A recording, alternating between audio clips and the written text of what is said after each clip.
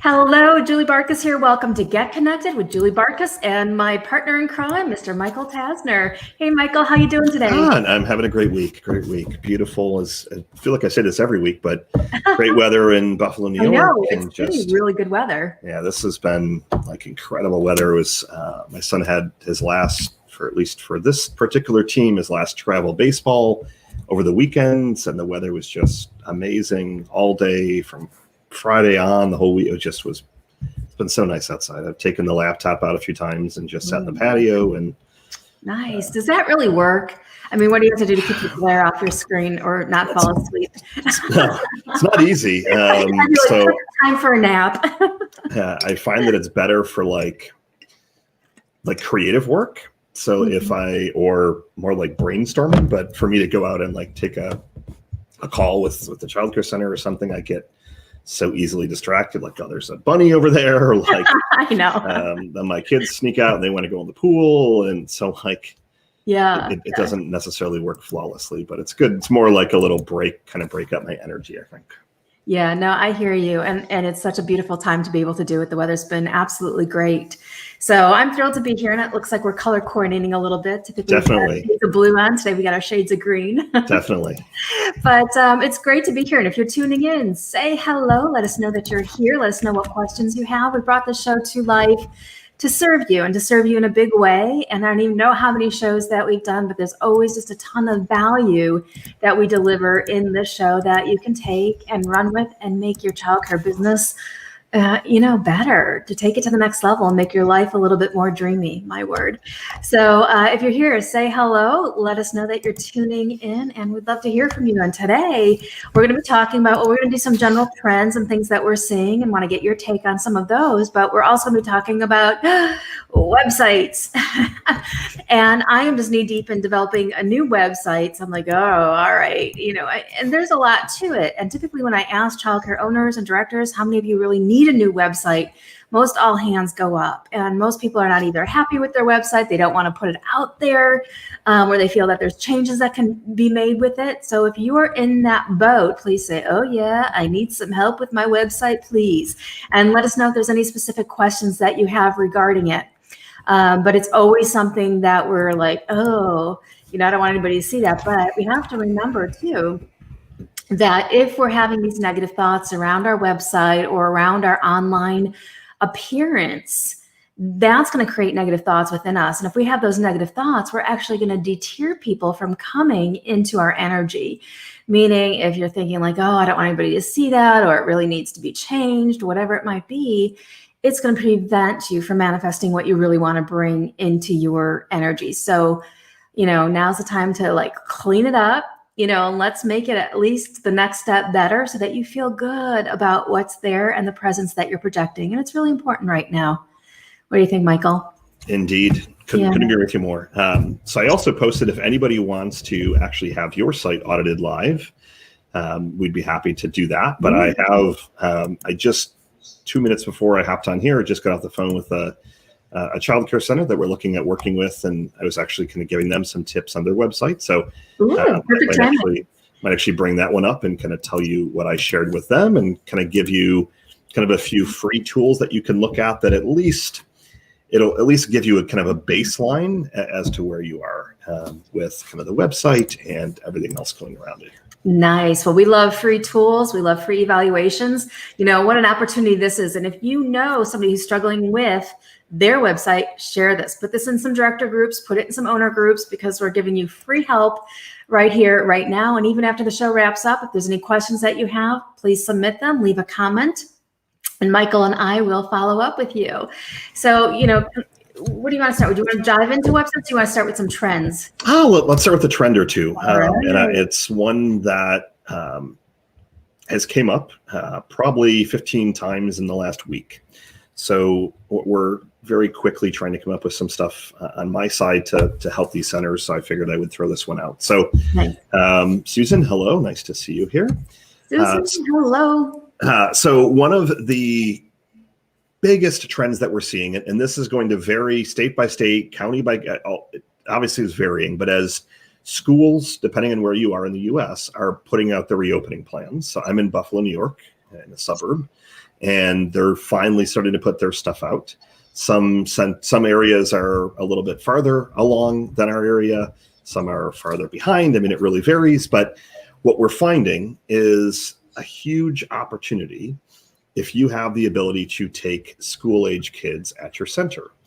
And when I'm saying taking school-age kids, I'm not referring to you're occupying them all day. I'm referring to you're able to give them a spot at your center where they can do their virtual learning in a safe environment, in a clean environment, where they have lunches that are provided, where they have some breaks they can take, they can get outside, they're supervised. So, I mean, all day, every day. I mean, Michael, we need more enrollments, we need more enrollment. Like everyone, I don't think I know one center that doesn't need more enrollments. So like everybody wants more enrollments, but I'm kind of pushing back a little bit to say, we know that we need to bring in those families, but what if the families that we're going to send their infant, they're keeping their kids at home, or they're using extended family? I mean, everyone has a personal preference. Everyone has different views as to what's going on. So the opportunity that I'm seeing, and a lot of centers have kind of been asking, saying, hey, Michael, how could we market to and drive not after school care, drive school-age kids to our center? I'm not talking about having 20-year-olds, for example, at your center. But what if you had people that were in first grade, second grade, third grade, and they had a nice spot where they could have their laptop? Maybe they don't have it. Exactly. Because if their parents are either back to work or working from home, it's not a sustainable model for those parents to try and do this for another 3 months, 6 months, 12 months, et cetera. It's just not sustainable. So they're looking for other options. And if you have that ability, that's the trend that we're seeing, is how can you market that? How can you keep it separate? I mean, they don't want to, obviously the families that are coming there currently, they don't want to see their 2-year-old is like right next to someone who's like 13 years old. Like there's obviously a lot of other logistics behind it. Right. But the reason I thought it'd be interesting to bring this up today is that this is now. Like this isn't something that you can wait 6 months to start marketing. This is what you need to start marketing immediately. No, yeah. And the truth is too, I think once, school gets back and parents realize their kids aren't going anywhere, they're going to be like, oh, help me. I need something to get my children out of the house for a little bit. And what a great opportunity for our childcare owners. And we have a client doing this as well, where they're going after a school age program, and they're going to be incorporating that into their school to give children the focus time and some leadership skills and time away, just to really be in an educational environment, even if it's in a childcare center or in a school, preschool. So I really like that. One of the trends that I'm seeing too is the how we're segregating the classrooms. And I saw a picture, I wish I had it, I would have you pull it up, but there's a classroom where basically they're making little individual plastic tubs for each child, cutting, half a hole in it. And that's going to be like their little reading car. So during reading time, they get to go inside this plastic tub with their books and be a little bit socially distanced instead of being right on top of each other.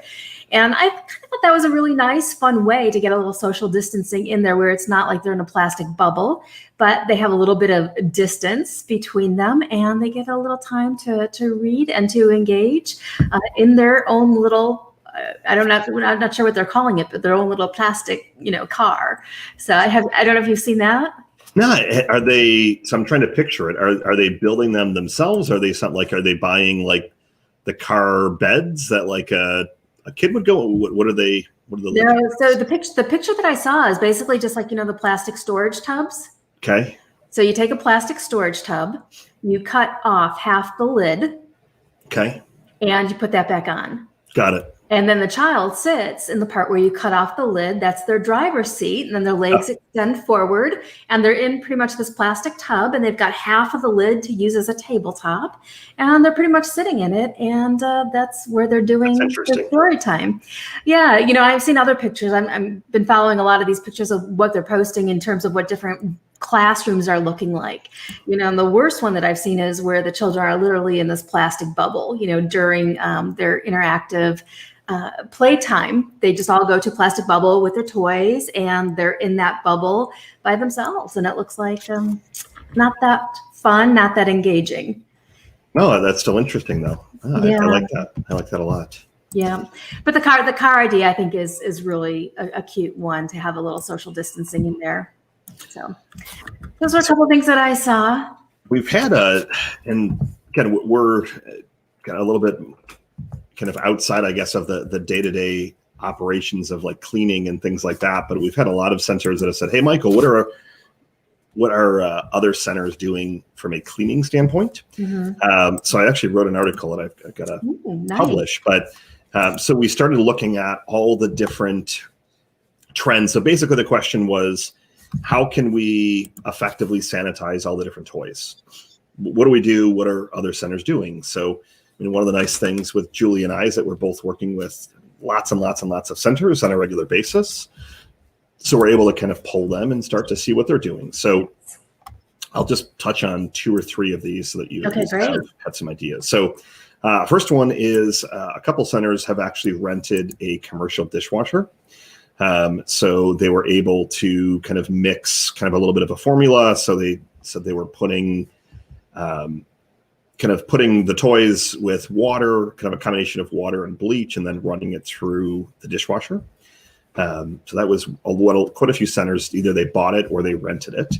But a lot of the centers were kind of getting washable bags, kind of mesh washing bags. So all the toys were individual bags, and they were running those through the washing machines.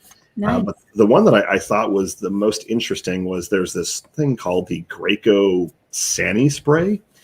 And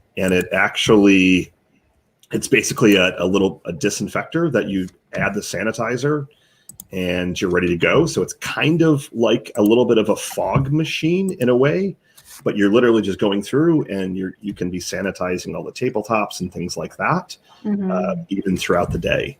So I'll post a link on here, but they're a little bit pricey. Like this was like $800, but some centers are saying, well, we're now have the cleaning company coming. 3 times a day for it. If you start to look at how much you're spending with your cleaning companies, for example. But I thought this thing was pretty interesting. I think that's a really great idea. And, I'm wondering also, is anybody out there using any all natural kind of cleaning solutions, whether it's your essential oils or anything like, I have a friend who is a Melaleuca advocate for the products that they have that are all natural. And I know it's some things we have to be using bleach to clean, but I'm just wondering if anybody's doing anything that's more on the natural side of things. I'm real curious about that. So if you are, leave a comment and let us know. So a lot of people, so when we did the research, hydrogen peroxide, I don't know if you consider that natural or not, but I believe it's considered better borderline. But hydrogen peroxide was one of the top used tools to actually start to sanitize things. So usually you're diluting kind of a 50-50 solution, 50% water, 50% hydrogen peroxide, but then they were kind of soaking and sanitizing the toys in those. Nice. So I never thought that I would be learning about sanitizing toys and like how to disinfect. I'm a marketing guy, but you're going to have the cleanest house. Yeah. Well, and I also heard, and this is probably something we do not want to do in our childcare programs, but maybe in our houses, is that you could even take dilute vodka and use that. Not your flavored vodka, but because of the alcohol content in it, to do some cleaning with. So if you run out of a cleaner for your home, I don't think you want to go around spraying vodka in your childcare program, but in your home, that vodka might be something that you can use diluted down. I know my manager, Jana, she might be watching. She might have some ideas too. She's very holistic and very much into these natural things, just like I am. So Jana, any cleaning ideas, let us know. Susan said, and I appreciate, Susan, I'm reading all your comments as well. But Susan said, all the cleaning products have to be registered products for use in Massachusetts. So that's interesting. So she wishes she could use her essential oils much safer than bleach. Yes. So it's definitely crazy that it's, state to state, even city by city. But those are just some of the things that we've kind of been hearing from our centers. Yes. Yeah. And I know that, did you hear about this on the news where there's actually, I saw it on the news, but there's actually a device that you could put your cell phone in And in like, I don't know, 20 seconds or 30 seconds, it cleans your cell phone. It disinfects it and kills all the bacteria, because they say your cell phones are one of the germiest places that there is, because think about where this puppy goes, right? It goes in, it's in the bathroom, it's on the floor, it's wherever it is, but they say it's really germy. So there's actually a case, you just put it in, you hit a button, and it disinfects it in a relatively short period of time, which makes me think about the Zono machines that our friends over at Zono have created for the childcare industry, which is a costly investment. But I know that we have a lot of childcare programs who are using those and really happy that they have a Zono to be killing the germs, to be zapping them out. I like it. Yeah. So I want to share. So Jonna says we use vinegar and dish soap in our house. I like it. Vinegar is good. I wanted to share. So I thought this would be interesting.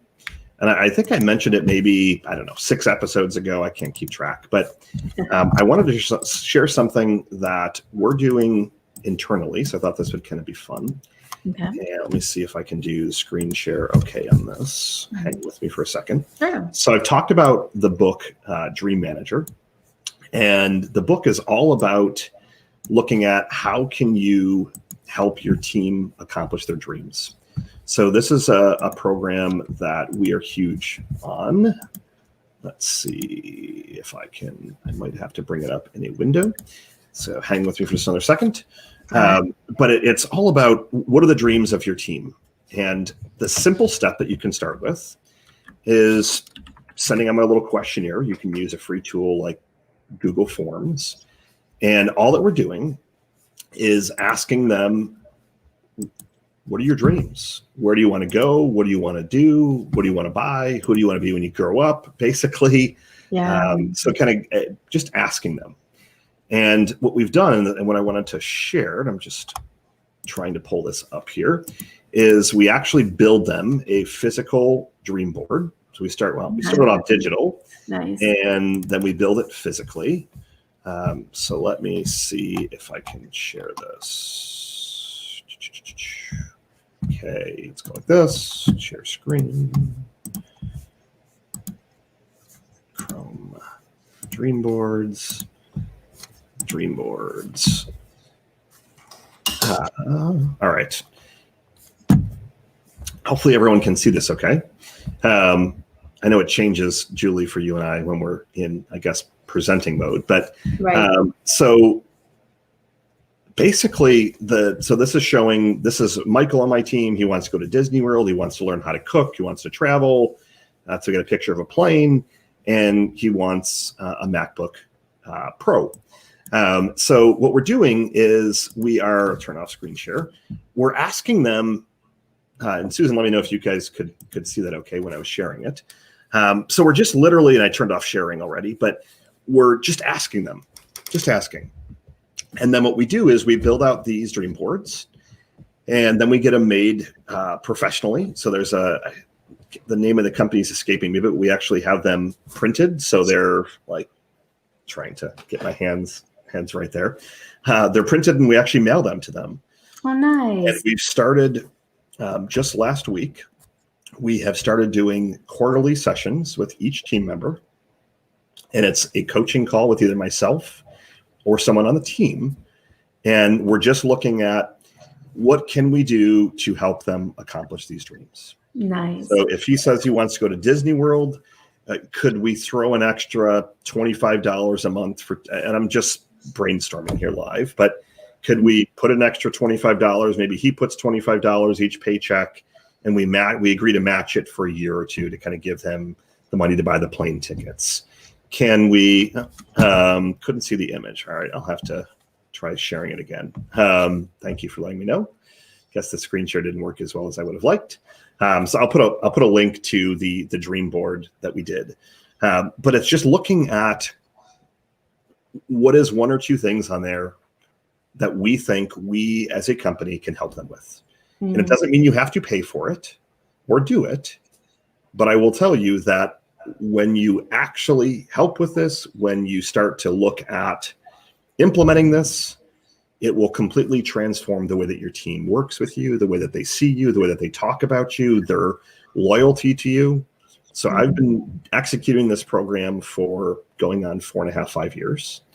And to date, I've probably granted maybe 10 dreams. Woohoo. So not only have we kind of helped, and I just had a dream coaching session this morning with someone on my team because she was saying, well, Michelle gave me an angry face. So I guess, Michelle, you don't like the idea.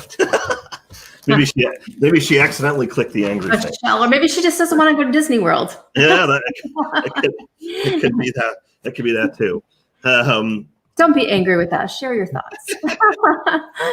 But it just was like looking at when I started to really analyze what they were looking for. A lot of these things were just, I mean, one person on the team, one of their dreams was just to have a Kindle and be able to read a book like a few times a month. And like and it's not that they don't have the money. A lot of times they just haven't done it. So, I mean, if they're simple things, I randomly throughout the year will go and grant these dreams.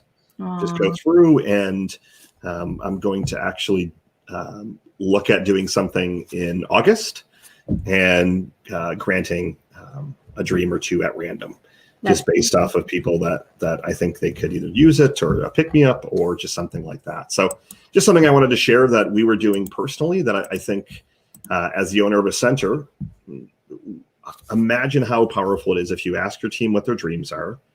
You have a graphic person spend a little bit of time and make them a nice visual dream board. You get it printed for them on a nice canvas so they can visualize it. Yes. So it just, I promise you that I'd love to hear of a center that's doing this. I've never heard of it. Right. I think it's a fantastic idea. And it's really important to realize, just as a business owner, you've got a vision for what you want in your program, and everybody's vision for their life and their dreams should be under an umbrella of your vision too. So it's not just a one-sided thing. We have to pay attention to what it is that our people want and what's important to them in their life. And we have to, also help them find clarity around those things, just like we work to have clarity around ours. Because a lot of times people are just walking around, getting through life, getting through the day, not knowing what the thing is that's going to really drive that intrinsic motivation. And we've worked with teams to do vision boards, and we've had a lot of teams do actual vision boards to where they turn it a staff meeting into a vision board party, which I think is a fantastic idea. I love Michael's idea because what an amazing gift from an employer to receive a vision board that was put together just personally for you. I think that's fantastic, and that's so heartwarming. Another tool too, if I could throw one in there that we've used, it's called Mind Movies. Have you heard of this, Michael? I have not, so tell me more about that one. Mind Movies it's a fantastic little tool where you can actually create a video of yourself and your life with the things that you want in it. And then you could take that video, put it on your phone, put it on your desktop, watch it every day, take 2 minutes and just watch it. And you see a whole different life, a whole different reality unfolding in front of you. And especially if you're an owner tuning in, I encourage you to go to Mind Movies and make a movie. See your life as you can imagine it to be at its best, and put that in a movie. Watch it every day, because your thoughts do become things, especially when there is this charged feeling behind your thoughts that helps bring it into reality. Love it. So check it out. Woo. Lots of great stuff already. I love it. And I want to share another trend too, and you might have something to say about this with staff, is I know a lot of times right now we're like, oh, well, we don't need all of our teachers back, right? Maybe you don't need everybody who you had. And some of you I know are still struggling finding the right people.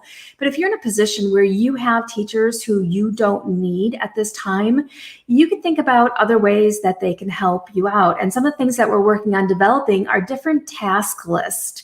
And I encourage every owner, every director out there to do this, but think about all those tasks that you have to do that you can't get to, whether it's your social media, making posts, doing something on your website, and list those tasks out on a piece of paper. And then what you could do is offer your staff who you cannot necessarily put back to work, or staff members who want to make more money, the opportunity to do those tasks. And you could either pay them per task instead of per hour. And that way, once the task is complete, they get that $20. And it could be marketing activities. It could be your appreciation handwritten cards that go out, whatever it might be. The idea is that you hear that you really want to implement, but you don't have any time. Think about creating a task list and then ask yourself, who can do this task? Sometimes we find grandmothers who want to do a task, right? They've got amazing handwriting. They're fantastic for writing out some thank you cards. But think about a task list, and then think about the staff who want to make extra money, or the staff who you haven't been able to take back on a full-time basis or their regularly scheduled hours, and say, hey, I've got 3 tasks here that'll get you $60 for the week. Would you like to take those on?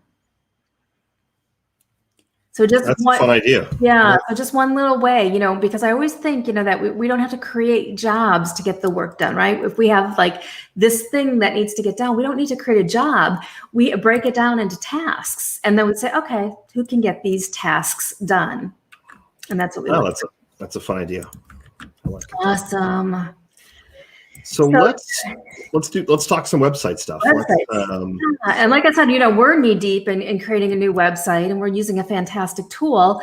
But at the same time, you still have questions about websites. And right now, if you have a website that you would like Michael and I to take a look at, plop it into the comment section, and maybe we'll get one up there that we could go take a look at and do some reviewing on. But it's your online presence. And I have my opinion about what I think is important. I'm sure Michael is going to fill us in on everything that he knows to be important. So I'm going to send you, Julie, on the little chat here. If you want to bring up, this is a center that I just got off the phone with. So I'm going to share my screen for this one. Okay. And hopefully it'll work this time. Share screen. You're going to have to let me ask my questions too. Please. Of what I want to know from you about my website. I like it. All right. So everyone should be able to see the screen.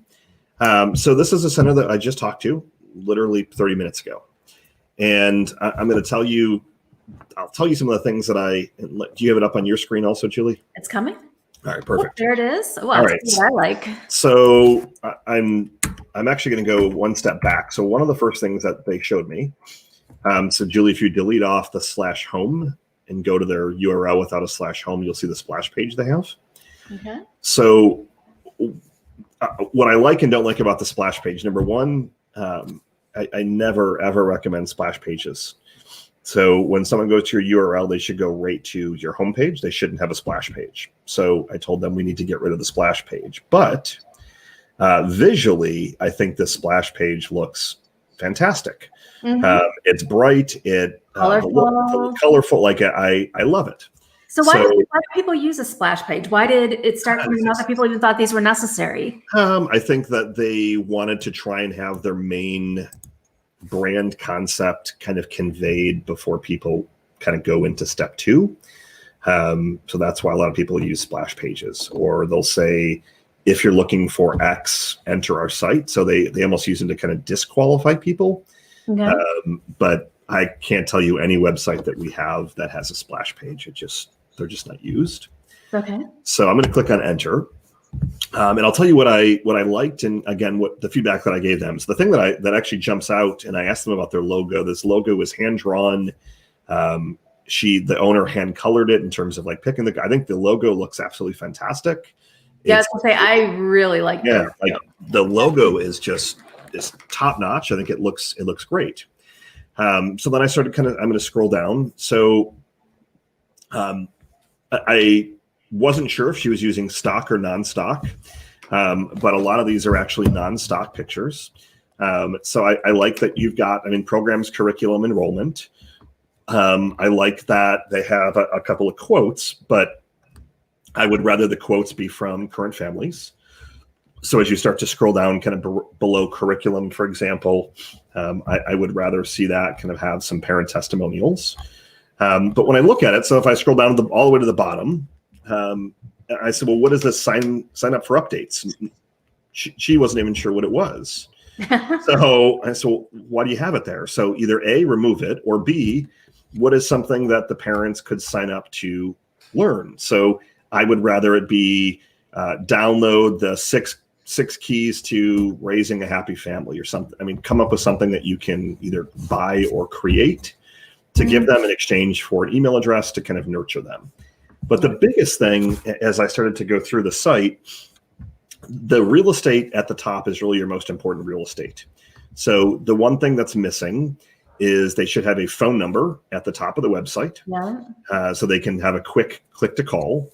I told them that my suggestion would be to eliminate from the main header the little Facebook and the Instagram icon. Yeah, it's kind of distracting. So it's distracting, and the search feature really isn't typically needed. I'm like, what am I going to search for? Yeah, so that isn't needed. So when you take those out, I said, well, then you have all this real estate. So we could come back and pull the imagery from the splash page. We could have another button that says click to call, for example. So you've got all that real estate at the top that could be leveraged. And then when I kind of went through the site, I mean, I think that they have a lot of good content. So if I click on enrollment, for example, so if you want to click on the enrollment page, the text is big. I like the colors throughout the site. And what I loved, I gave her kudos. She has a beautiful e-packet. And if you click on download the e-packet, for example, that brings up kind of a 15-page guide that she made. And it just visually looks incredible. I think she did an amazing job. Message from the executive director, like it looks really, really great. So overall, I mean, I think the site is pretty good. I just suggested some of those small tweaks of the phone number, removing the social icons. I'd like to see the navigation be a little bit bigger. So if you click on things, the text, and I'm on a 30-inch monitor, the text is actually quite small on the navigation. But the other thing, and I'm going to switch off the website, this is a free tool that I had mentioned earlier, it's called the Google Page Speed tool. And what you can do is you can put in your URL and you can test the website to see how fast it loads on mobile and how fast it loads on desktop. Yeah, and that's really important. On mobile, they're loading at a 23, and it says it takes on average about 10 seconds for the site to fully load. So they have a score of 23 out of 100. Desktop, they have a 76 out of 100. It takes about a second and a half to 2 seconds. So desktop, they're in much better shape. But if you know that everyone is sitting at home and they're using their mobile devices, their iPads, a lot more than they're using desktop, my biggest feedback was that we need to fix the page speed on mobile. And that page speed, that correlates to, I'll turn off screen share for a minute here. That correlates back to, that's what I should have thought there. Correlates back to search engine rankings. It correlates back to user experience. I mean, there'll be a direct correlation between the faster your website loads to better search engine rankings to more requests for tours. So when I'm always looking at it, I'm looking at, have we quickly conveyed our message? So I want to see kind of her header redesign to kind of convey what makes her center different. I mentioned that I am a certified StoryBrand guide. So we personally use the StoryBrand framework. So would love to hear about your new site. And we're using kind of StoryBrand for all of our new redesigns. And like you, we're actually going to redesign our sites using the StoryBrand framework. And that's really about looking at going through that framework of a story and telling your story. How can you tell your story a little bit more effectively? How can you very quickly show that you're quite different from other centers? And is there one big message that you're trying to convey? I talked to a center owner on Monday, and I was really intrigued because she said that they are. So she's she didn't call it old school, but I loved how she phrased it. She goes, all the stuff that is now mainstream, we were doing it 10, 15 years ago before it was mainstream. So like basically she's like, I've been doing Montessori, but like different versions of it. I don't have the kids using any technology at all. And she said she does everything based on research. She's like, they're connecting in the gardens. And it's not just because I know a lot of centers have gardens, but just how everything was organic, like just all the things that have the last couple of years have become a lot more popular.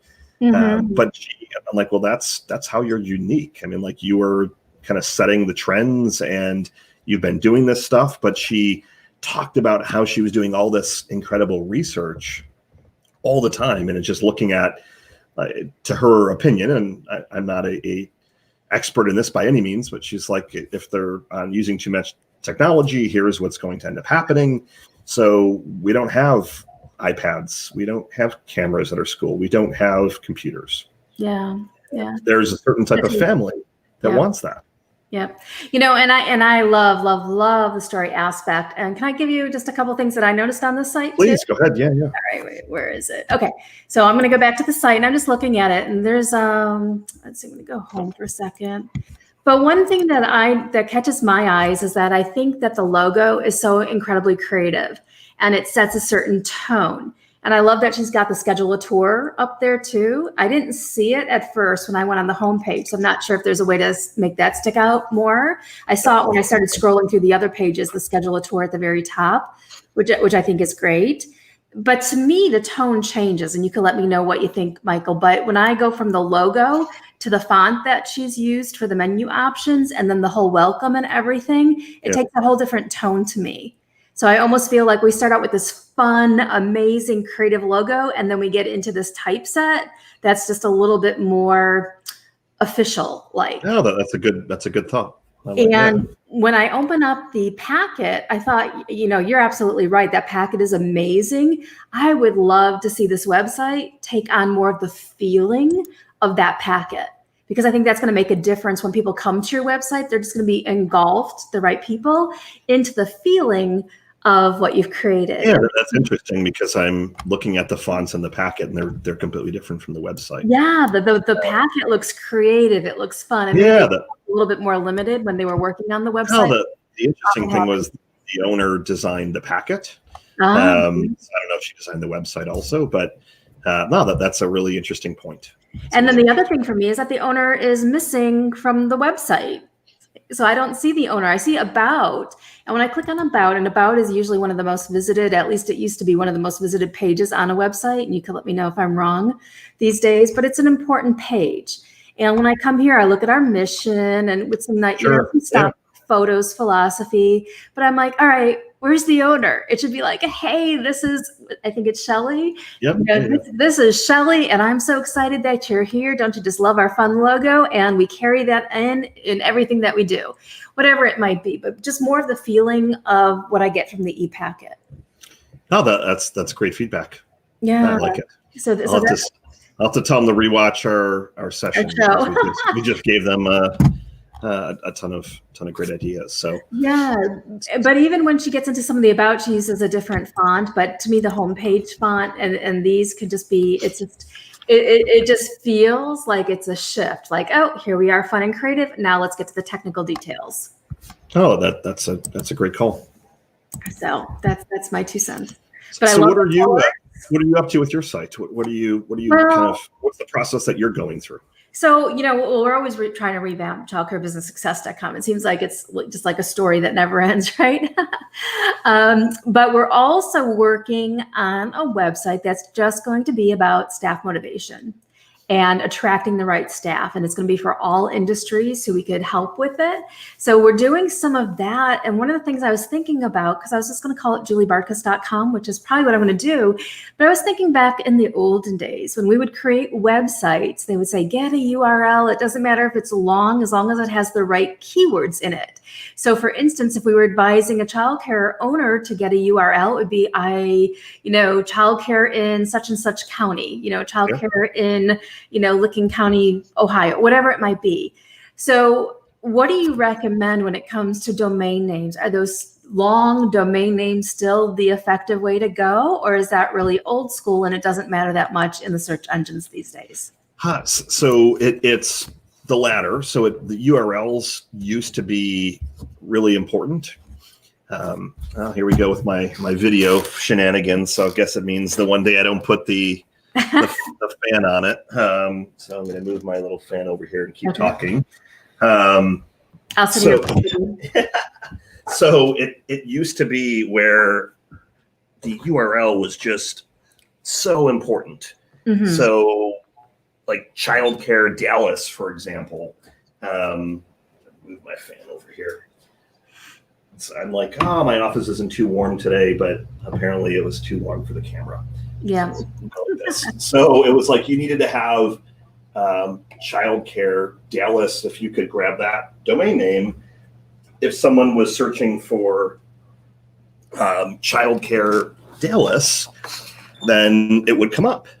Mm-hmm. So the only time that I ever recommend using a URL like that is if either A, that is the exact name of your center, which is few and far in between. I don't know too many, centers that have their name is, Buffalo Daycare. Usually there's something else to it, or, and this is getting probably a little bit too technical, but if it is available for purchase, like it expired and maybe it way back when it was a childcare site, and you can actually, they're called expired domain names. I don't know if it's a secret, but you can actually search for expired domain names. And I will tell you that there's lots of expired domain names for childcare centers, and you can do a little bit of research. And if they had some clout with Google years ago, you can actually use some of these and build a website on those and actually get some Google love from years ago. I've bought expired domain names. I just bought one last week. So now I can tell you the URL because I didn't want to tell anyone and have them buy it from out of under me.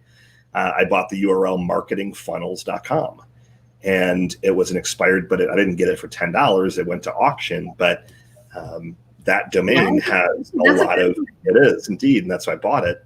But it had a lot of links and clout already in Google. So the other question that you probably, I always say when you're trying to come up with content, you want to answer the top 10 questions that parents are asking. And then the second videos you want to do are the questions that they don't ask that they should. So the other question that you might be thinking of is, what domain extension should I buy? So many choices these days. So, and there's .schools, there's everything. .tv. So what I always recommend is for your main domain name, I really want you to secure the .com. So it's all the power. Yes, I personally will not name a business something if I cannot secure the .com. So when I'm going through and looking for either business names or product names, I'm always looking for the .com. And then after you've grabbed the .com, then you can go and grab a couple of other extensions, .info, .org, .net. So you really want to buy those more for kind of hoarding purposes so that your competitor doesn't grab them, for example. So you want to grab those, but you've got to keep in mind that if someone is thinking of you, let's say your name is ABC Academy, and they're in Buffalo, New York, they're probably going to type in abcacademy.com, assuming that's your name. They're not going to type in abcacademy.tv. And if they can't find you quickly, you might lose that potential prospect. But it definitely is worthwhile to focus on getting the .com. And what I do with other domain names, so like .tv, I'll use those, but I will use them like .tv actually has nothing to do with television. I don't remember the country, but it's like a country, I believe, in Africa, maybe the .tv extension. I think like Tanzania. I don't know. Tel Aviv. Yeah, it's something. It happens to do with it. It's an extension for a country. So like Really? .ca is for Canada. It is the most well-known extension, and there's .com, .eu, there's .eu. So there's a lot of country-specific extensions. So obviously the .com is most recognized across the globe. But if you're in Canada, you want to secure the .com as well as the .ca, for example. If you're in Australia, .au, .eu. So you want to grab all those different extensions. But nice. I go for name the business after your name. Try to not use hyphens. That's another huge rookie mistake. People will get ABC Academy or something like that.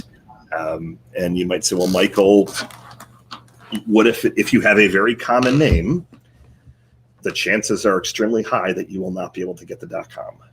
Yeah. So that is where, and I feel like I'm being very long-winded, but I'm pretty passionate about domain names, I guess. I'm a domain hoarder, have been for years. But in that case, you then might want to go to your plan B of, let's say your center's ABC Academy, but you're located in Buffalo, New York. You might want to grab buffalodaycare.com. Instead of you're not going to ABC Academy. I'm confident.com, and probably all the extensions have been taken for probably 10 years or more. So we should go there instead to a place of, what if the .org is available? Correct. I know a big name speaker, and somebody took her name, her .com, and she just went to .org. And you can. I mean, the only thing you got to keep in mind is it takes some kind of brand clout to be able to kind of push that out. But really, the only time that the URL is going to really come into play is on your physical marketing materials. So if someone's going to remember your name, that's what they're going to go to Google and search. And as long as you did your job on a search engine standpoint, they're going to find your website. But if you didn't do your job, they're going to probably type in abcacademy.com, and they're not going to be able to find you. Yeah. So if they have a physical business card, fine, you can use the .org. .org is typically used if you're a nonprofit or it's some kind of organization. But I could tell you, if I'm just making up a statistic off the top of my head, 95% of the centers that we work with, they all have a .com. Yeah. If not even higher. Now, are you actually building the websites for folks? Yeah, all the time. Yeah. So we usually what we do is, so our big focus is revenue generation. So usually we're hired to come in and make it rain dollar signs. So that's usually their, Michael, we need to grow enrollment. We need more money. Like that's what we typically are called for. Yeah. So what we normally will do is, because it seems it's kind of overwhelming, just come in and say, your website sucks, your social media is terrible, your branding is off, you need enrollments, you don't have a CRM, like 10 different things wrong. So we say, let's spruce up your website for like 10 hours. Let's fix a couple of those things, like on this website. That's kind of what I talked about with them, was we should spruce up your site a little bit now, get some money in the door, and then come back and kind of prioritize the project. But with childcare centers, I mean, the website it's a critical asset. I mean, it's a critical salesperson that families, they're going to look at your site at their leisure. And as you said, Julie, I mean, if their site is not resonating, if there's a disconnect, I mean, people are making decisions based on emotions. Yes. And if there's, like, they want to see the owners, as you said, like they want to see video. They want to feel it, especially now. Like they need to feel that connection to your center, to you, rather than it hurting. Absolutely. Absolutely. And I also think that your Facebook page is some valuable space to make sure that you got the About Us section or the About Me filled out. So a lot of times you go to Facebook profiles and you don't even know who's an owner, who's a teacher, who's who. But make sure that you have your website on your Facebook page. I think it just gives it a little extra pull when people are searching for your childcare program, that they will also find you on Facebook, which to me is a really good thing. Oh, and that's a great point. I've got my mind flowing today. I like it. I love when we have this back and forth and just start playing off each other's thoughts.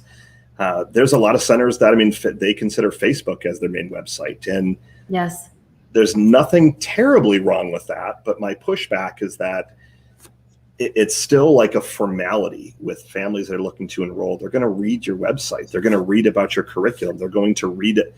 Even if they're on your Facebook page, they're still going to take an additional step or two, because they're not buying a washer and dryer. I mean, they are looking at enrolling their kids in a time when there is so much uncertainty every single day. It's just chaotic, in my opinion. But they're still going to read your site. But you can have Facebook can be an amazing lead generator. You can have families commenting back and forth. I mean, we did an interview with a friend of Julie's way back, seems like forever ago, but like 10, 15 episodes ago, where she talked about her strategy for Facebook groups.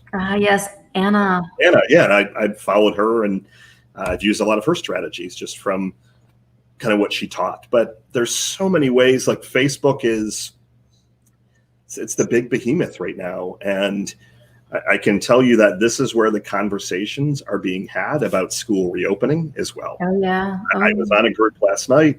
My kids go to a particular school district that's one of the top in New York State public schools. And there's like 3,000 people on a Facebook page that was just launched 10 days ago.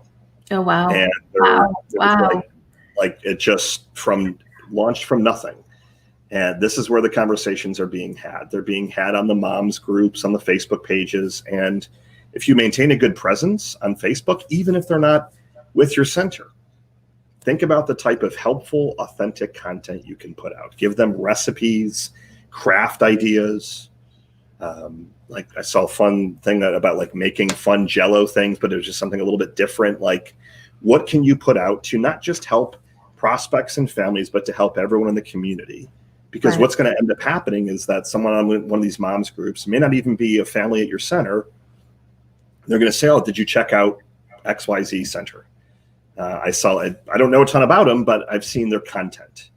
So it's another great place, as Julie said, that you've got to make sure that you're maintaining, you're keeping up with, because you will close business from it. I mean, I can tell you that. I mean, you're going to close business from it. I see it happening almost daily. Not even almost daily. I see it happening daily. Facebook messages coming inbound. Hey, tell me more about this. And you're having those conversations. And Mhm. Yep, which is to make sure you got your Facebook bots set up too.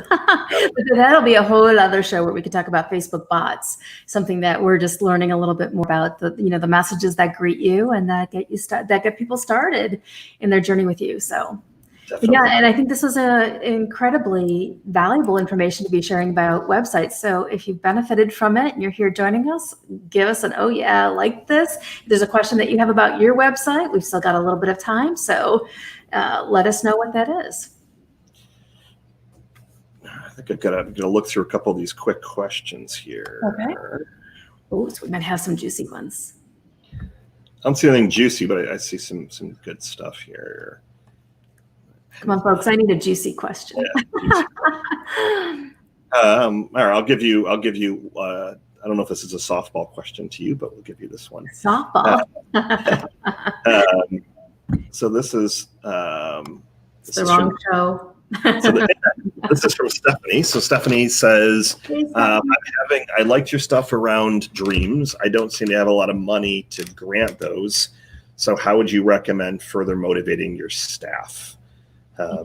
So I'll throw that one to you, but the only clarification that I want to add is that you don't, in putting the dream boards together, it doesn't mean that if they have a Ferrari on there that you have to grant it. It's more about having the conversations, and it's really that my team gets a bigger benefit from the gratis kind of, it's almost like life coaching that we're giving them. Yeah. And it's showing them that you have a genuine interest in helping them, not just at your center, but you're helping them outside of work. Mm-hmm. And that was the conversation I had this morning. It wasn't had nothing to do with work. It was all about this particular team member was having some challenges, and I kind of wanted to give some coaching because I know that will help her in the long run. Yeah, and I think also with the activity that you're doing with dreams, it's not just about, okay, cool, somebody wants a Ferrari, somebody wants to go see Sting in concert, somebody wants to go to Disney World, all right, I'm going to throw $1 million.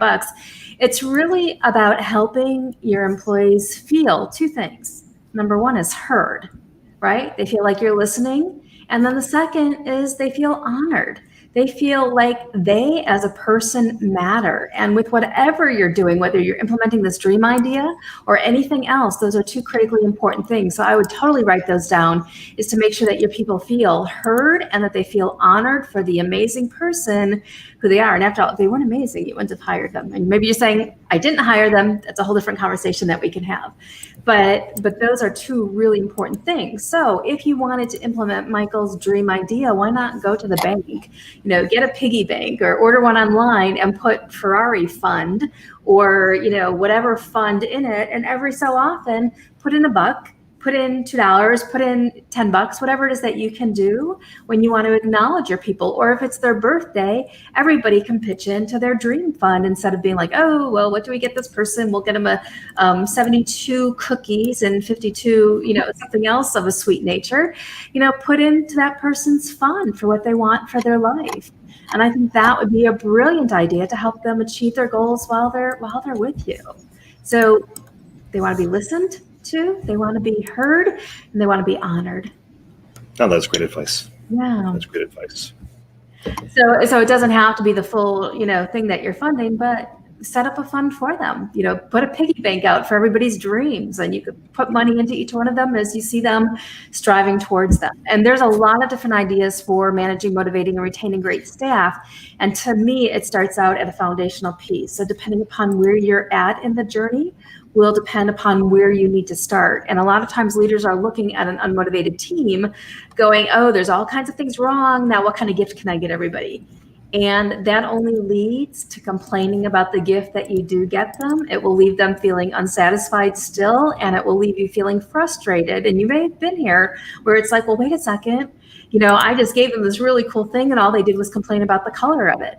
But that tells me that there's something more going on, and that complaining is symptomatic of another transformation that you need to make in your workplace. And that's what we really dive deep into to understand, well, what is that real thing that you need to fix that's going to get you transformational results? And typically we can fix 1 or 2 or 3 things and start seeing a huge transformation happen with our staff. But don't use incentives and things like that as a fix to getting a motivated team, because it's just going to be a Band-Aid solution.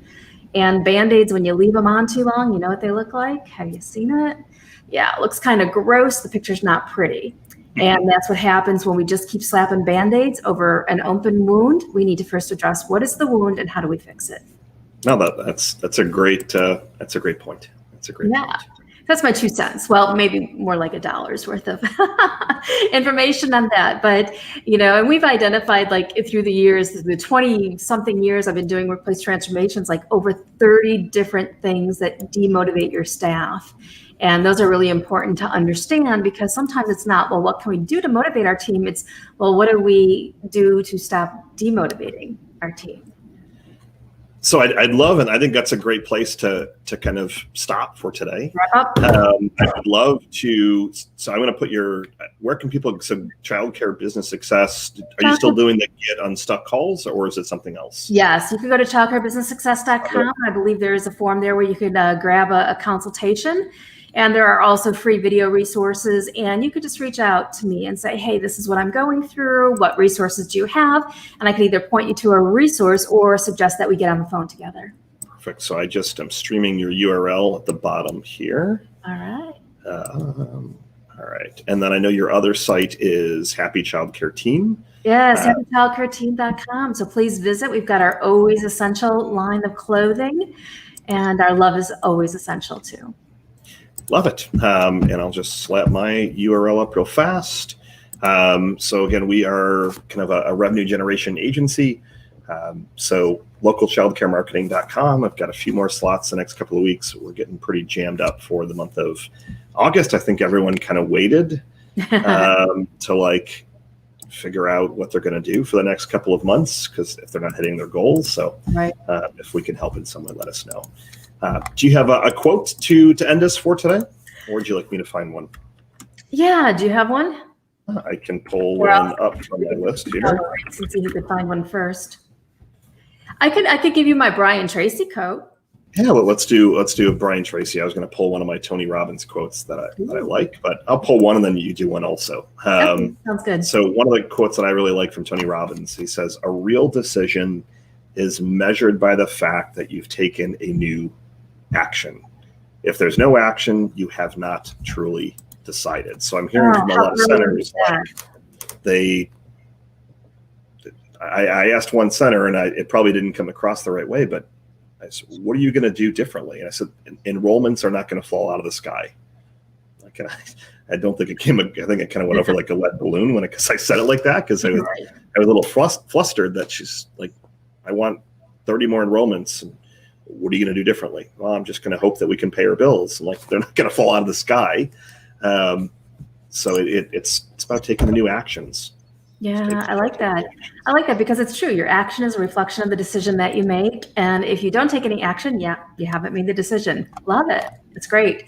So my quote is, and we've been reflecting a lot on the work that I do around staff motivation, is Brian Tracy says that 95% of your business success is dependent upon the people who you have in place to support it. And I think that's really important because we could try to be solo entrepreneurs where we're running and doing everything that we possibly can. But if you don't have the right people in place to support you, you're going to be caught up on this hamster wheel, wearing 7 different hats, sweating like crazy, wondering, how do I get off? So that's my Brian Tracy quote, is to remember that 95% of your success is dependent upon the people who you have in place to support it. Love it.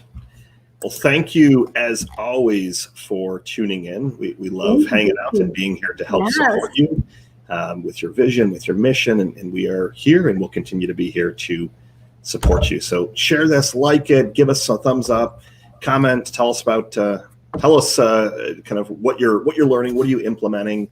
Yes, we'd love to hear it. Yes. So with that, have a productive rest of your week, a relaxing weekend, even though it's only middle of the week, so we're not at the weekend just yet, but enjoy the rest of your week, and we will see you back here next week. See you on Wednesday. Bye, everyone.